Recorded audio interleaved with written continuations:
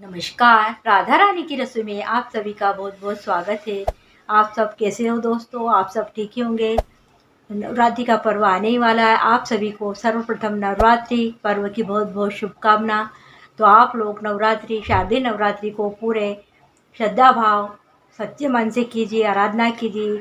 साथ ही नवरात्रि में गरबे भी खेले जाते हैं। तो माता रानी की पूरे सच्चे मन से, विश्वास के साथ आराधना करें तो आपके सारे कष्ट दूर हो जाएंगे। सच्चे मन से आराधना करने से जीवन के सारे कष्ट दूर हो जाते हैं। इस साल शारदीय नवरात्रि की शुरुआत 7 अक्टूबर से होने जा रही है, जो 15 अक्टूबर तक चलेगी। मान्यता है कि नवरात्रि के 9 दिनों में माँ के दर्शन और पूजन से विशेष फल मिलता है, जीवन में सफलता मिलती है और सुख समृद्धि की प्राप्ति भी होती है। इस मौके पर कई लोग घर में कलश स्थापित करते हैं और व्रत भी रखते हैं। साथ ही घर में माँ के नाम की अखंड ज्योति भी जलाते हैं, जो 9 दिन तक लगातार जलती रहती है। नवरात्रि व्रत के दौरान कठोर अनुष्ठान का पालन करना होता है। व्रत में संयम की भी जरूरत होती है। नवरात्रि के इन 9 दिनों में कई मान्यता और परंपरा प्रचलित है। हर कोई चाहता है कि देवी की पूजा पूरी श्रद्धा भक्ति से करें ताकि परिवार में सुख संपत्ति बनी रहे। तो आइए हम आपको बताते हैं कि इन 9 दिनों में आपको क्या काम करना है, किन चीज़ों से दूरी बनाए रखना है ताकि आप पर माँ की कृपा बनी रहे। तो आप नवरात्रि पर ये काम जरूर करें। नवरात्रि में प्रतिदिन देवी माँ के दर्शन करने चाहिए। ऐसा करने से मनोकामनाएं पूर्ण होती है। नवरात्रि पर आप 9 दिनों के लिए व्रत न रख सके तो नवरात्रि के पहले और अंतिम दिन व्रत अवश्य रखें और माँ की पूजा अर्चना करें। मान्यता है कि इससे जीवन में सफलता मिलती है। इन 9 दिनों में घर की साफ सफाई का विशेष ध्यान रखना चाहिए। नवरात्रि पर कन्या भोजन भी जरूर करवाएं। मान्यता है कि इससे घर में अन्न की कभी कमी नहीं होती है। नवरात्रि के 9 दिन ध्यान रखें ये बातों का। धार्मिक मान्यता के अनुसार नवरात्रि में मांसाहारी भोजन नहीं करना चाहिए। साथ ही लहसुन, प्याज और मदिरे का भी सेवन नहीं करना चाहिए। इसे दूरी बनाए रखना चाहिए। नवरात्रि पर पक्षियों के लिए दाना पानी अवश्य उसकी व्यवस्था करना चाहिए। अगर आपकी छत पे आप अन्न डाल सकते हैं, जो भी चावल है, ज्वार है, या आप अन्य कहीं जगह जहाँ आपको पक्षी दिखे वहाँ भी आप डाल सकते हैं। घर आए अतिथि और भिक्षा के लिए आए व्यक्ति का आदर के साथ भोजन कराएं। इससे माँ भगवती प्रसन्न होती है और भक्तों पर कृपा करती है। इस दौरान व्रत रखने वाले व्यक्ति को चमड़े से बनी वस्तु का भी उपयोग नहीं करना चाहिए। माँ दुर्गा की आरती भी जरूर करें। माना जाता है कि पूजा के दौरान अगर कोई भूल चूक या टूटी या कमी रह गई हो तो वह आरती से पूर्ण हो जाती है। नवरात्रि में देवी माँ की खंडित मूर्ति का उपयोग बिल्कुल न करें।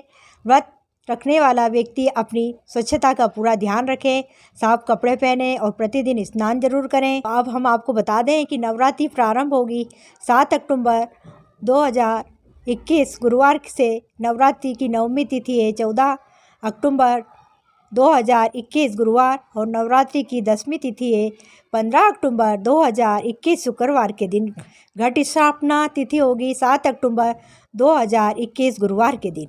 पूजा स्थान पर कलश की स्थापना करने से पहले उस जगह को आप अच्छे से जल से शुद्ध कर लें। कलश को 5 तरह के पत्तों से सजाया जाता है। उसमें हल्दी की गांठ, सुपारी, दुर्वा रखी जाती है। कलश को स्थापित करने के लिए उसके नीचे बालू की वेदी बनाई जाती है, जिससे जो बोए जाते हैं। जो बोने की विधि धन्य धान देने वाली देवी अन्नपूर्णा को खुश करने के लिए की जाती है। माँ दुर्गा की फोटो या मूर्ति को पूजा स्थल के बीचों बीच स्थापित करते हैं। इसके बाद माँ दुर्गा को श्रृंगार, रोली, चावल, सिंदूर, माला, फूल, चुनरी, साड़ी, आभूषण अर्पित करते हैं। कलश में अखंड दीप जलाया जाता है, जिसे व्रत के आखिरी 9 दिन तक जलाया जाता है। देवी माँ के पावन 9 दिन का पर्व शारदीय नवरात्रि आश्विन मास शुक्ल पक्ष की प्रतिपदा को 7 अक्टूबर 2021 से प्रारंभ होगा, जो 14 अक्टूबर तक चलने वाला। इन 9 दिनों का माँ दुर्गा के अलग अलग स्वरूपों की पूजा की जाती है। 15 अक्टूबर को धूमधाम के साथ विजयादशमी यानी कि दशहरे का पर्व मनाया जाएगा। इस दिन दुर्गा विसर्जन भी किया जाता है। शास्त्रों में माँ दुर्गा के 9 रूपों का बखान किया गया है। नवरात्रि के 9 दिनों में माँ दुर्गा को अलग अलग स्वरूपों की पूजा करने से विशेष पुण्य मिलता है। मान्यता है कि माँ दुर्गा अपने भक्तों को हर कष्ट हर लेती है देवी माँ का पूजन शुरू किया जाता है तो घट स्थापना के कुछ विशेष नियम हैं जिनका पालन करना बहुत ज़रूरी होता है। घट स्थापना के लिए शुभ मुहूर्त का विशेष रूप से ध्यान रखें कि 7 अक्टूबर को घट स्थापना का शुभ मुहूर्त सुबह 6:17 से सुबह 7:07 तक है। इसी समय घट स्थापना करने से नवरात्रि फलदायी होती है। घट स्थापना की विधि। घट स्थापना का कलश स्थापना के दौरान कुछ विशेष नियमों का ध्यान रखना होता है, जैसे कि माँ की चौकी सजाने के लिए हमेशा उत्तर पूर्व, माँ देवी की चौकी सजाने के लिए हमेशा उत्तर पूर्व दिशा का स्थान चुनें। इस स्थान को साफ कर लें और गंगा जल से शुद्ध करें। एक लकड़ी की चौकी रखकर उस पर लाल रंग का साफ कपड़ा बिछाएं। देवी माँ की मूर्ति की स्थापना करें। इसके बाद प्रथम पूज्य श्री गणपति जी को ध्यान करें और कलश स्थापना करें। कलश स्थापना या घट स्थापना के लिए नारियल में चुन्नी लपेट दें और कलश के मुख पर रोली बांधे। कलश में जल भरकर उसमें एक लौंग का जोड़ा, सुपारी, हल्दी की गांठ, दुर्वा और रुपए का सिक्का भी डाल दें। आप कलश में आम के पत्ते लगाकर उस पर नारियल रखें और फिर इस कलश को दुर्गा माँ की प्रतिमा के दाईं ओर स्थापित करें। गुरुवार को माँ का प्रथम दिन शैलपुत्री पूजा से शुरू होगा, जो 8 अक्टूबर को माँ ब्रह्मचारिणी और 9 अक्टूबर को दिन शनिवार को माँ चंद्र घंटा पूजा व माँ कुष्मांडा की पूजा होती है।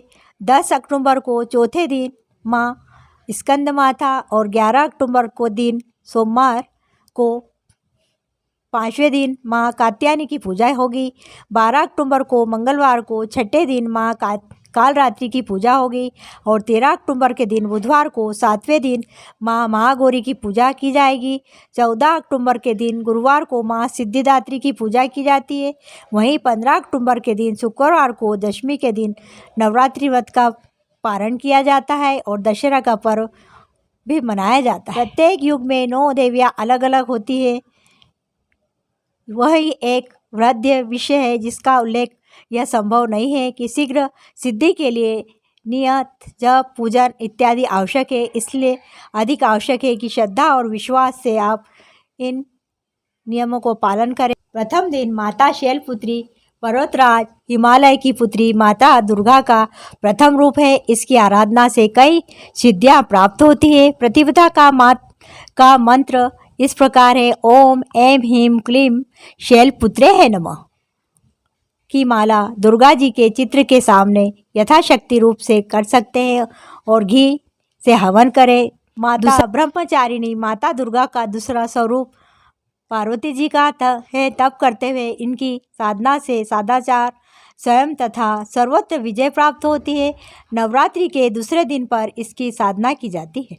द्वितीया का मंत्र इस प्रकार है: ओम ऐं ह्रीं क्लीं ब्रह्मचारिणे नमः की माला दुर्गा जी के चित्र के सामने अपनी यथाशक्ति के अनुसार करें और घी का हवन करें। तीसरा दिन माता चंद्रघंटा माता दुर्गा का यह तृतीय रूप है। समस्त कष्टों से मुक्ति हेतु इसकी साधना की जाती है। तृतीया का मंत्र इस प्रकार है: ओम ऐं ह्रीं क्लीं चंद्रघंटाय नमः की माला भी आप अपनी यथाशक्ति के अनुसार घी से हवन करें और माला करें। चौथा दिन माता कुष्मांडा का यह माँ दुर्गा का चतुर्थ रूप है। चतुर्थी इनकी तिथि है। आयु वृद्धि यश बल को बढ़ाने के लिए इसकी स्थापना की जाती है। चतुर्थी का मंत्र इस प्रकार है: ओम ऐं ह्रीं क्लीं चामुंडाय नमः की माला आप अपनी यथाशक्ति से करें और घी से हवन करें। पांचवा दिन माता स्कंद माता का है। दुर्गा जी के 5वें रूप की साधना पंचमी को की जाती है। सुख शांति और मोक्ष देने वाली होती है। 5वें दिन का मंत्र इस प्रकार है: ओम ऐं ह्रीं क्लीं स्कंद माता है नमः की माला आप करें और घी से हवन करें। छठे दिन माँ कात्यायनी का माँ दुर्गा के छठे रूप में साधना षष्ठी तिथि को की जाती है। रोग शोक संताप आदि दूर कर अर्थ धर्म काम मोक्ष को भी देती है। छठे दिन का मंत्र इस प्रकार है: ओम क्लीं कात्यायनी नमः इसकी माला करें और घी का हवन करें। 7वें दिन माँ कालरात्रि सप्तमी की पूजित माँ दुर्गा का 7वां रूप है। ये यह दूसरों के द्वारा किए गए प्रयोगों को नष्ट करती है। 7वें दिन का मंत्र इस प्रकार है, ओम ऐं ह्रीं क्लीं कालरात्रये नमः। इसकी माला करें और साथ ही घी से हवन करें। 8वां दिन माता महागौरी माँ दुर्गा के 8वें रूप की पूजा अष्टमी को की जाती है। समस्त कष्टों को दूर कर असंभव कार्य को सिद्ध करती है। 8वें दिन का मंत्र इस प्रकार है, ओम ऐं ह्रीं क्लीं महागौर्ये नमः। इस मंत्र की माला आप अपनी यथाशक्ति के अनुसार करें और घी से हवन करें। 9वें दिन माता का सिद्धदात्री माँ दुर्गा के इस रूप की अर्चना नवमी को की जाती है। अगम्य को सुगम बनाकर इसका कार्य है। 9वें दिन का मंत्र इस प्रकार है, ओम ऐं ह्रीं क्लीं सिद्धिदात्रे नमः। इसकी माला भी आप अपनी यथाशक्ति के अनुसार करें, जो तिल का और घी से हवन करें। माता दुर्गा के किसी भी चित्र की स्थापना कर यथाशक्ति पूजन कर नियमित तिथि व मंत्र जपें तथा गोघट द्वारा यथाशक्ति हवन करें। तंत्र का नियम आदि किसी विद्वान व्यक्ति द्वारा भी आप करवा सकते हैं। नवरात्रि में देवी का छठा रूप माँ कात्यायनी का माना गया है, जो नवरात्रि उत्सव के छठे को इनकी पूजा की जाती है। इस दिन साधक का मन आज्ञा चक्र में स्थित होता है। नवरात्रि का छठा दिन माँ कात्यायनी की उपासना का दिन होता है। इनके पूजन से अद्भुत शक्ति और संचार होता है और दुश्मनों का संहार करने के लिए सक्षम बनाते। इसका ध्यान गोधूली बेला में करना होता है। माँ जगदम्बे की भक्ति पाने के लिए मंत्र को कंठस्थ कर नवरात्रि के छठे दिन इसका जाप अवश्य करें। मंत्र इस प्रकार है, या देवी सर्वभूतेषु शक्तिरूपेण संस्थिता नमस्तस्यै नमस्तस्यै नमस्तस्यै नमो नमः। मंत्र फिर एक बार बताती हूँ, या देवी सर्वभूतेषु शक्तिरूपेण संस्थिता नमस्तस्यै नमस्तस्यै नमस्तस्यै नमो नमः। इसका अर्थ है कि हे माँ सर्वत्र विराजमान और शक्ति रूपिणी प्रसिद्ध अम्बे, आपको मेरा बार बार प्रणाम है, या मैं आपको बार बार प्रणाम करता हूँ, नमस्कार करता हूँ।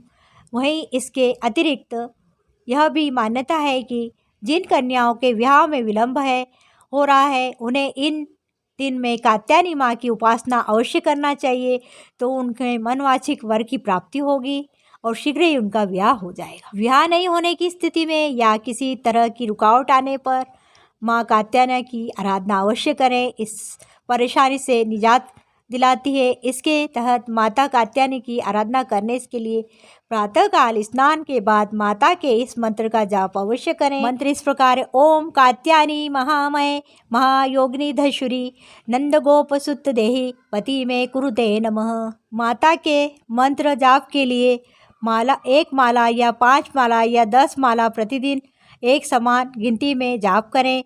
मंत्र की संख्या 1 लाख या 8000 का कार्य पूर्ण होने तक अपनी क्षमता के अनुसार संकल्प कर सकते हैं। संकल्प मंत्र संख्या पूर्ण होने के बाद या विवाह के बाद आप यज्ञ हवन और मंत्र जाप का उद्यापन करें। सबसे ज़रूरी है इन सभी उपायों के दौरान इस बात का ध्यान रखें कि पूरी श्रद्धा और विश्वास के साथ करें, तो आपका काम अवश्य सफल होगा। गौरा माता की आराधना अष्टमी से शुरू कर सकते हैं। ये उपाय विवाह में आ रही बाधा को दूर करने के लिए एक अन्य अचूक उपाय माँ गौरी माता की आराधना करना है। इनकी तहत गौरी माता की आराधना का विवरण रामायण में भी मिलता है। माता सीता ने विवाह से पूर्व माँ गौरा माता की आराधना कर श्री राम जी को वर के रूप में प्राप्त किया था। तो कैसे करें माता गौरी की आराधना? इस दौरान आपको आराधना के लिए प्रातःकाल स्नान के बाद माता गौरी के चित्र को सामने रखते हुए रामचरितमानस के बालकांड में से ये चौपाई छंद का नित्य पाठ करें। 51 दिन तक इसका पाठ करना उचित माना गया है। यह इस प्रकार से छंद, जय जय जय गिरिराज किशोरी, जय महेश मुख चंद्र चकोरी, जय गजबदन षडासन माता, जगत जननी दामिनी स्तुति गाता, नहीं लव आदि मध्य अवसाना, अमित प्रभाव वेदू नहीं जाना, भव भव विभव पराभव कारिणी विश्व विमोहिनी सज बस बिहारिणी पति देवता सुतिय महु मातु प्रथम रवरेख महिमा अमित न सकही कही सहस सारद शेष सेवत तोहि सुलभ फल चारी वरदायिनी पुरारी प्यारी देवी पूजी पद कमल तुम्हारे सुर नर मुनि सब दे होई सुखारे मोर मनोरथ जानो नीके बसऊं सदा उर फुर सभी के किनेहु प्रकट न कारण ते ही अस कही चरण गहे वेदहि विनय प्रेम बस भई भवानी खसी माल मूर्ति मुसुकानी सादर शीस प्रसादु सिर धरेऊँ बोली गोरी हर्ष भरियूँ सुनि सिय सत्य असीस हमारी पूजे मन कामना तुम्हारी नारद वचन सदा सुचि साचा सो बरु मिलई ताही मनु राजा। हमने आपको नवरात्रि के बारे में पूरी जानकारी दी। तो आपको हमारा यह वीडियो पसंद आए तो प्लीज़ वीडियो को लाइक करें, शेयर करें। आप अभी तक अब चैनल पर नए हैं तो सब्सक्राइब अवश्य करें और अंत में बेल आइकन को भी प्रेस करें ताकि आपको नोटिफिकेशन मिलती रहे। साथ ही प्यारी प्यारी कमेंट भी करिए। कमेंट में ज़रूर लिखिए जय माता दी। फिर मिलती हूँ एक नए उपाय वीडियो के साथ। तब तक के लिए बाय, धन्यवाद, टेक केयर।